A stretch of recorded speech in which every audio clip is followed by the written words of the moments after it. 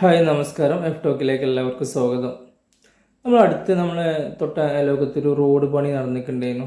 അപ്പോൾ പഞ്ചായത്ത് റോഡ് നിലവിൽ പ്രൈവറ്റായി ഉണ്ടാക്കിയ റോഡാണ്.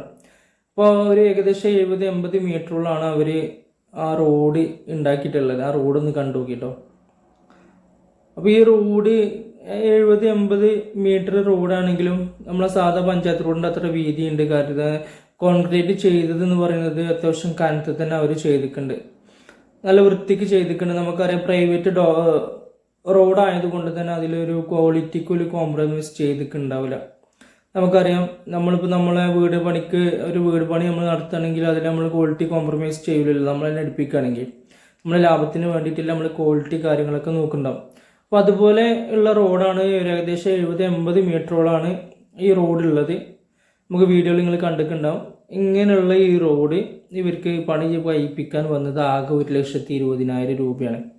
1,20,000 രൂപക്കാണ് അവരിങ്ങനെ ക്വാളിറ്റി ഇല്ലത്ര കനത്തിലുള്ള റോഡ് നിർമ്മിച്ചിട്ടുള്ളത്. നമുക്കറിയാം നമ്മുടെ പഞ്ചായത്ത് റോഡുകൾ പല കാര്യങ്ങൾക്കും വേണ്ടിയിട്ട് കോൺക്രീറ്റ് ചെയ്യുന്നത് നമ്മൾ കണ്ടിട്ടുണ്ട്. ഏകദേശം ഇതേ വീതിയിൽ ഏകദേശം ഇതേ മീറ്ററിൽ വരുന്നതിന് ഏകദേശം മിനിമം അവർ 3 ലക്ഷം രൂപയൊക്കെയാണ് ഇതിന് പാസ്സാക്കി എടുക്കൽ. നമുക്കറിയാം ഇങ്ങനെ ഇപ്പോൾ നമ്മളെ പ്രൈവറ്റ് റോഡ് കോൺക്രീറ്റ് ചെയ്തപ്പോൾ ആകെ ചിലവ് വന്നത് 1,20,000 രൂപയാണ്. ഇപ്പോൾ പഞ്ചായത്തുകൾ ഇങ്ങനെ 3 ലക്ഷമൊക്കെ പാസ്സാക്കുമ്പോൾ അതിൽ 1,20,000 ഇതിന് ചിലവ് വരുന്നുള്ളൂ. ബാക്കി 1,80,000 എവിടെ പോകുന്നു എന്നുള്ളത് നമ്മൾ നോക്കേണ്ടതുണ്ട്. 3 ലക്ഷം അല്ലെങ്കിൽ 4 ലക്ഷമൊക്കെ അവർ പാസ്സാക്കി എടുത്തിട്ടും അതിൻ്റെ പാതി പോലും നമ്മളെ റോഡിലേക്ക് കിട്ടുന്നില്ല എന്നാണ് വാസ്തവം. ഞാൻ പറയുന്നത് അതിനെ കുറിച്ച് പറയാനല്ല, ഞാൻ എൻ്റെ ഒരു ഐഡിയ ഇംപ്ലിമെൻ്റ് ചെയ്യാൻ വേണ്ടി അല്ലെങ്കിൽ എൻ്റെ ഒരു ഐഡിയ നിങ്ങളോട് ഷെയർ ചെയ്യാൻ വേണ്ടിയിട്ടാണ് ഈ വീഡിയോ ചെയ്യുന്നത്. ഇപ്പോൾ റോഡ് കടന്നു പോകുന്ന ഏരിയയിലുള്ള ഇപ്പോൾ ഇങ്ങനെ പഞ്ചായത്ത് മെമ്പർമാർ അല്ലെങ്കിൽ പഞ്ചായത്ത് ഭരണസമിതിക്ക് ഇങ്ങനെ റോഡുകൾ പാസ്സാക്കുമ്പോൾ എന്ത് ചെയ്യാം, ഇതിൻ്റെ പണി നമ്മൾ ആ പഞ്ചായത്തിൽ അല്ലെങ്കിൽ പഞ്ചായത്ത് റോഡ് കടന്നു പോകുന്ന 100 മീറ്റർ ആണെങ്കിൽ 100 മീറ്ററിൽ അപ്പുറം ഇപ്പുറമുള്ള 2 സൈഡിലുള്ള ആളുകളെ ഓരോ വീടിന്ന് ഓരോരുത്തർ വെച്ചിട്ട് അങ്ങനെ 10 വീടോ അല്ലെങ്കിൽ 20 വീടൊക്കെ ഉണ്ടാവുള്ളൂ. ഈ 20 മെമ്പർമാർ വെച്ചിട്ട് ഈ വീടിന്ന് ഓരോരുത്തർ വെച്ചിട്ട് ഒരു കമ്മിറ്റി രൂപീകരിക്കുക. എന്നിട്ട് ഈ കമ്മിറ്റി രൂപീകരിച്ചിട്ട് ഈ കമ്മിറ്റിയെ ഈ ഫണ്ട് ഏൽപ്പിച്ചിട്ട് അവരെ കൊണ്ട് പണിയെടുപ്പിക്കുക. അപ്പോൾ എന്ത് ചോദിച്ചാൽ ഇപ്പോൾ ഇപ്പോൾ എൻ്റെ വീടിൻ്റെ മുമ്പിലൂടെ പോണ റോഡിന് ഞാൻ ഒരിക്കലും ക്വാളിറ്റി കോംപ്രമൈസ് ചെയ്യാൻ നോക്കില്ല. ഇപ്പോൾ ഒരു ജനകീയ കമ്മിറ്റിയൊക്കെ ഉണ്ടാവും, പക്ഷെ അപ്പോൾ ആ വാർഡിലെ ജനകീയ കമ്മിറ്റിയാണ് കൂടുതൽ ഉണ്ടാവില്ല. ഗ്രാമസഭയെ വിളിച്ചിട്ട് ആ വാർഡിൽ നിന്ന് ഉണ്ടാക്കുക. അതിന് പകരം എന്ത് ചെയ്യാം, ആ റോഡ് കടന്നു പോകുന്ന ഏരിയയിലെ എല്ലാ വീട്ടിൽ നിന്നും ഓരോരുത്തർ വെച്ചിട്ടൊരു കമ്മിറ്റി രൂപീകരിച്ചിട്ട് ആ കമ്മിറ്റിയുടെ ഒരു നേതൃത്വത്തിൽ പ്ലസ് മെമ്പറിൻ്റെ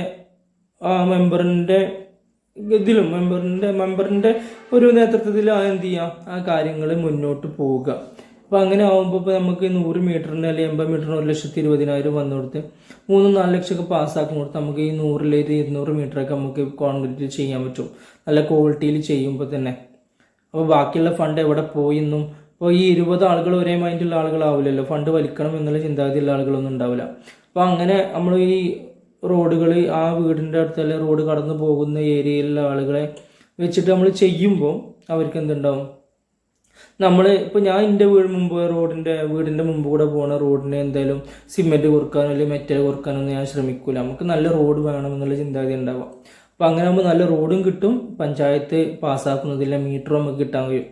100 മീറ്ററിന് 4 ലക്ഷം രൂപ തരുമ്പോൾ നമുക്ക് അതായിട്ട് 200 മീറ്റർ അല്ലെങ്കിൽ 150 മീറ്ററൊക്കെ നമുക്ക് കോൺക്രീറ്റ് ചെയ്യാൻ പറ്റും. അപ്പോൾ ആ രീതിയിലേക്ക് മാറണം എന്നാണ് എൻ്റെ ഒരു കാഴ്ചപ്പാട്. അപ്പോൾ നിങ്ങളെ കാഴ്ചപ്പാട് എത്രത്തോളം എങ്ങനെയൊക്കെ എൻ്റെ കാഴ്ചപ്പാടിനോട് നിങ്ങൾ യോജിക്കുന്നുണ്ടോ ഇല്ലോ എന്ന് എനിക്കറിയില്ല. അപ്പോൾ നിങ്ങൾക്ക് എൻ്റെ കാഴ്ചപ്പാട് നിങ്ങൾക്ക് റെഡിയാണെന്ന് തോന്നുന്നുണ്ടെങ്കിൽ തീർച്ചയായിട്ടും നിങ്ങൾ എന്ത് ചെയ്യുക, മറ്റുള്ളവർക്കും ഷെയർ ചെയ്യാം. അപ്പോൾ ഇങ്ങനത്തെ കാഴ്ചപ്പാടുകളുമായിട്ട് നമുക്ക് എന്ത് ചെയ്യാം, നമുക്ക് വീക്ഷണങ്ങളാണ്. നമ്മളെ വീക്ഷണങ്ങളിൽ ചിലപ്പോൾ തെറ്റുകളുണ്ടാവാം, അത് നിങ്ങൾ തിരുത്തി തരണം. അപ്പോൾ ഇങ്ങനത്തെ വീഡിയോ ആയിട്ട് വീണ്ടും കാണാം. Thank you for watching.